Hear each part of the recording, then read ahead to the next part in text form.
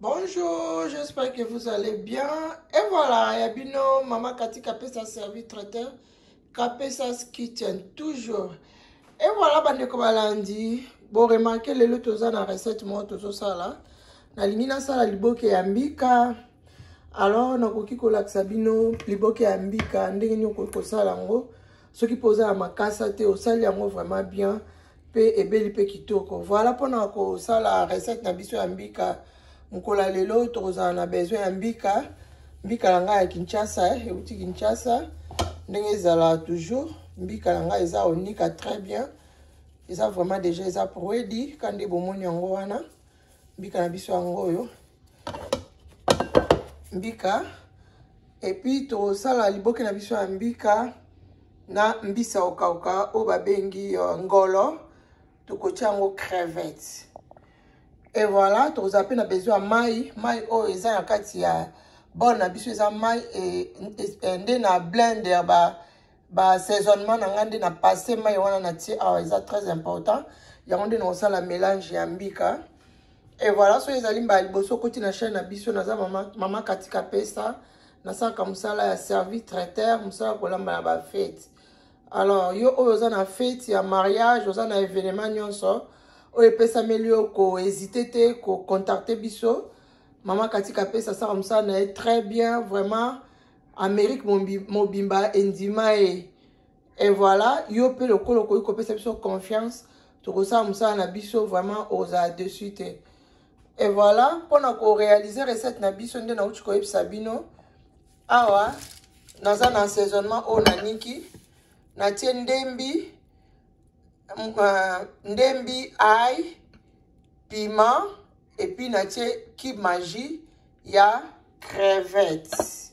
Voilà, natie magie ya crevette na mixer yango na mungwa et c'est comme ça et puis si biso résultat au bout mono natie pipi nanga mibale natie mwa ndembi nanga mwa mingi et puis natie ba ail nanga natie ba ail mibale po ail za makasi ail mo mibale ya minene na niki yango bien na mixer yango na cube magie ya crevette yango to uti ko mixer yango pona ko gagner temps nde pesinga pâte oyo bokuti awa na kati ya bol na biso et voilà pona ko réaliser recette na biso toza na besoin vraiment na luki makasa mingi na sala makasa mais malheureusement le nazu makasa te alors le kwa na lamba kwanga eza facile na sala liboke ya mbika lo lenge nazo lakisa bino awa c'est vraiment facile et puis rolia mbika nao kitoko voilà naza na besoin ya papier ya aluminium naza pe na besoin ya chassé alors boko za toujours connecté pour na koyeba recette na biso nde na si ko zo ba biloko nyonso na uti ko sangisa ona uti ko lakisa bino et ko za ndeni pona ko réaliser recette nanga alors pona osala mbika nanga eza déjà prêt bi mo monde na niki mbika nanga kitoko biso akokeza wana crevette ezali wana assaisonnement na biso oto uti ko assaisonner eza wana mai oto uti ko passer na kati ya mixeur na biso yango yo alors toko sa nde nini na longola mai oyo parce que na mixeur parce que ça nous déjà na mona ondeti et ko kokate na ndenge na obete la pâte na ko longola mai nanga s'il vous plaît. Voilà, tout le monde mai oyo eza nano awa totie boye comme ça na tiki bol nanga oyo vite tozoleka siko na mélanger mbika na biso mpona ko réaliser recette na biso mkola lelo et voilà ko s'abonner massivement à ba recette ezalaka mingi ya bien et puis on se retrouver mutu nyonso azala posa olia liboka mbika me akokaka te aza libre osala yango akoki kosala liboke na ye boye mpe ekendimama. Et voilà, après avoir bongisa mbika nanga boye, nana besoin de mélanger biloko nyonso place moko. Na mélanger mbisi nanga, nazwi mbisi nanga na tie, nazwi ba crevette nanga na tie, nazwi ba assaisonnement nanga oyo na assaisonnaki, pilipili mibale, ndembi, ail, cube magie ya crevette, mungwa na tie. Et voilà. Si on a mélangé en gros vraiment très bien assaisonnement au candidat na mixé wana elenge. C'est très bon. On a besoin d'un ébélité, mais alors on a besoin de quoi ya maille pour nous mixer ce quoi mbika na biso na tie maille na nga assaisonnement wana nde na uta koloba bino nazo balusa. Voilà. On passe en place moko. Voilà. C'est très bon. Et ça pour mon pignon ça ko ça là. Nous en avons pour le boka mbika mais au moins attendre nous ko ça là. C'est ça simple. Quand on a chabo mai na che oza mai ya moto te. Oza mai na yo.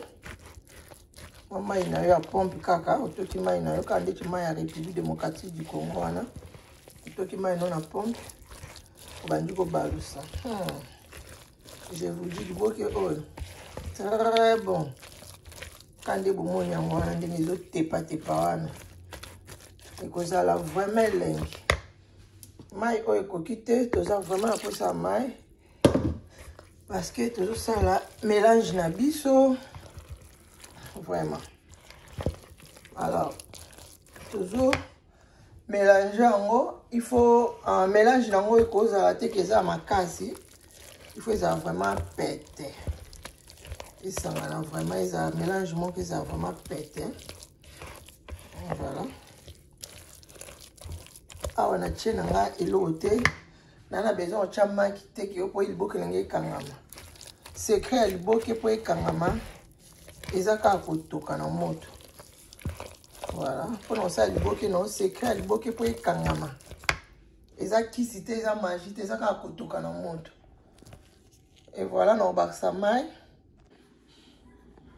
Oui, voilà, on dit après avoir mélangé, il faut mettre sure que pâte nayo est vraiment un kolemba.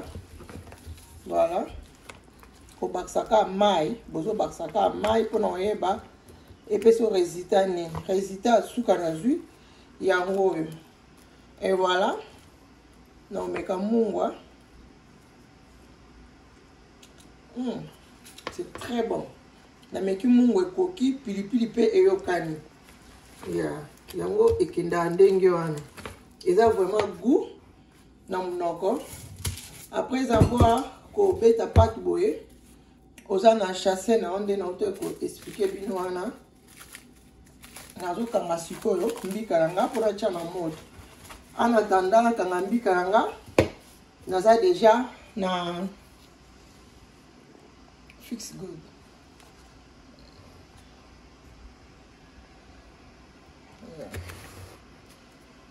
Voilà.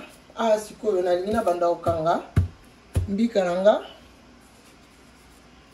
naza na gilette nanga na kati la va chasser pour na kokanga kwanga. Et voilà na kaboli ya moboye nazo tia sikoyo mbika nanga. Après na bobusi déjà papier nanga ya aluminium. Voilà, tozo tia sikoyo mbika na biso na chasser. Après avoir kochambi kana chassé ndeto le kawana na okangango. Voilà. Les ango simple. Les ango compliqué. S'il vous plaît. Voilà, c'est vraiment très bien. Quand okangi mbika non a chassé boy. Okangi bopé sont déjà forme. Aussi papier na aluminium. Olandi silicolo. Voilà. Olandi silicolo. Ogumbi yango kitoko. Voilà. Nde na kangi boye mbika nange ekobela vraiment bien. Ekobela kitoko makasi. Donc mutu nyonso akoki korealize recette na ye ya mbika oyo. Voilà. Ya liboso yango oyo. Voilà.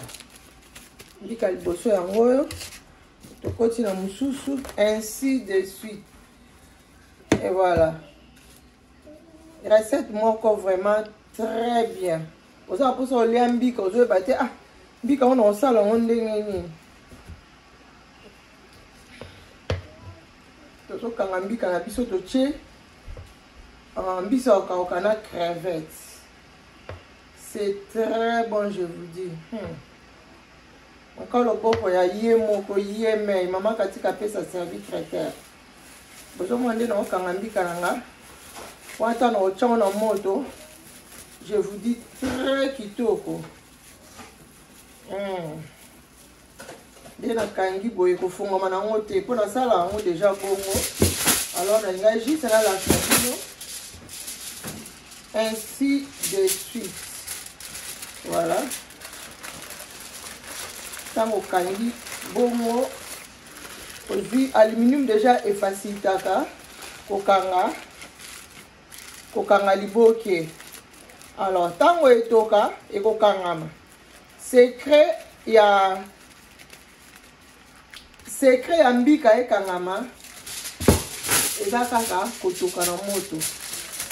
Secret ya mbika ekangama eza kaka kotoka kitoko na moto. Awa na ocha la moto na okanga boye. Restez connecté pour la suite il y a élément na biso voilà. Et voilà.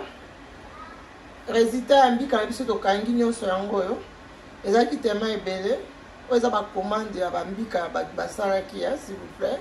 Ndena profiter na bito sola na bino la sabino ndeni na sala mbika nga po endima mandenge bandima ngo bongo. Et voilà to le ka direct na ocha mbika na biso na moto. Wana to chaki déjà mai na biso na moto, tozo ke kota siko mbika na biso, to kotika ngo etoka pendant 2 heures du temps. Et voilà. To le kana ko chambika na biso na mai etoka. Omoni eza na carte, eza na protection moko. Eza juste pour mbika na biso ezikate. Voilà, libende les est très important. To le kimba mo na ko chambika na biso na moto. Et pendant 2 heures du temps et après na de la bino na la sabino résultat ni nepesi biso et par la suite après avoir tokande ngwana to sala fini et voilà to tika ngo to finika ngo malam et puis to tika ngo toka na moto pendant 2 heures du temps. Retrouvons-nous juste après to kwa koye ba résultat ni nepesi biso na suka et voilà. Et voilà, 2 heures du temps, la biso est coquille. Oh là là, voilà. Mbika la biso yango yo ebeli. Na kitsango, pe na olongola on a kati ya mai. Na chango na bol et se reposer après quelques minutes, après 20 minutes, nde na ya ko chango siko na kati ya four pour na kausango bien.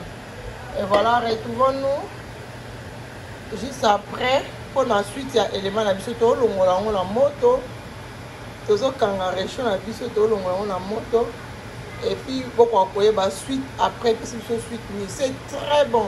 Oko ça lombi kano bokolia no kitoko. Bo s'abonner belé bo partager ma vidéo na biso et ça biso vraiment bien. Ah oui, service traiteur international avec Katika Pesa Aigle. Toujours la solution est là. Katika Pesa toujours à votre service. Qualité supérieure des recettes et repas africains, restaurants et catering. Mokondi Akolamba Kitoko, na États-Unis d'Amérique, Katika Pesa Aigle. Toujours service traiteur et à qualité Tokos. Pour toutes vos réservations, contactez Maman Katika Pesa pour vos cérémonies, réceptions, manifestations, vos fêtes de mariage, vos fêtes d'anniversaire, graduation, barbecue, événements, même les conférences. Service traiteur, Katika Pesa. Toujours à votre service. Qualité supérieure des recettes et repas. Bamosusu, c'est local.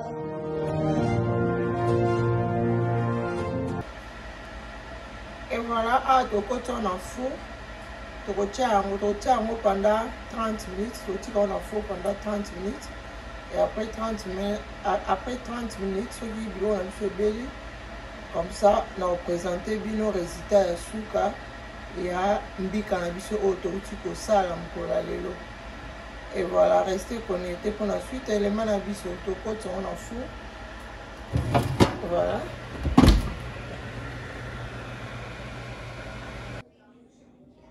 Et voilà, to commune Souka ya émission ya biso mbika ya biso yango oyo ebeli tofungola moko mpona kolakisa bino résultat comment est-ce que résultat nini epesi biso eza moto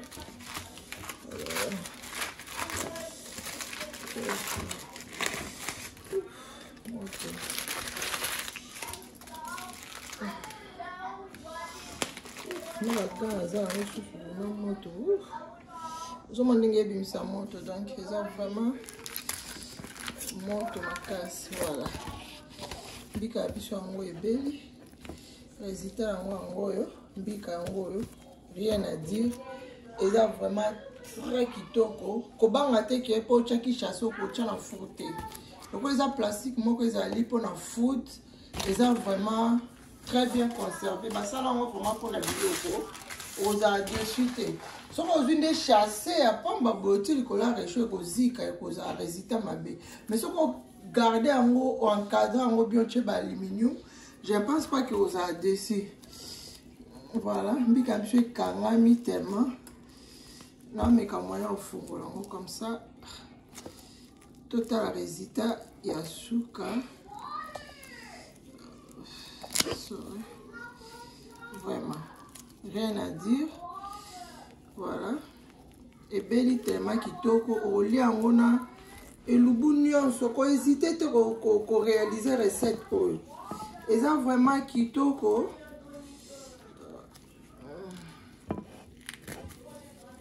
OK voilà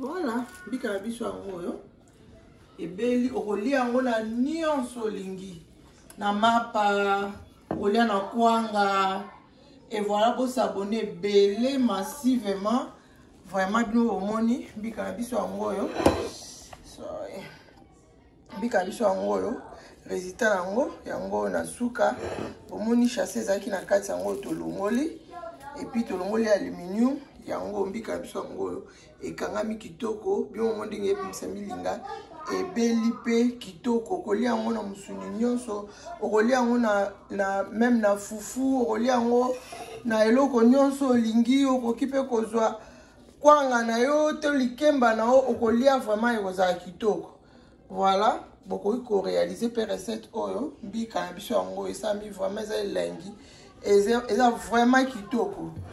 Eza vraiment kitoko so na lobina carte ata mukie voilà bika biso ekangami vraiment c'est très bon oh là là eza vraiment elengi beaucoup réaliser recette à boye olia kitoko voilà eza tellement kitoko totiaki yango mbiso ya kauka na crevette vraiment c'est très bon. Merci beaucoup nalingi bino mingi bo partager ma vidéo na biso. Et pour ça, bisous, bien bisous. Bye bye. Ah oui, service traiteur international avec Cathy Kapesa Aigle.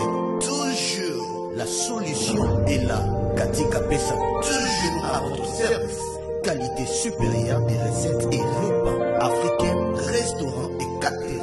Mokondi ya kolamba kitoko. Na États-Unis d'Amérique, Cathy Kapesa Aigle. Toujours service traiteur et à qualité Tokos. Pour toutes vos réservations, contactez Maman Cathy Kapesa pour vos cérémonies, réceptions, manifestations, vos fêtes de mariage, vos fêtes d'anniversaire, graduation, barbecue, événements, même les conférences. Service traiteur Cathy Kapesa.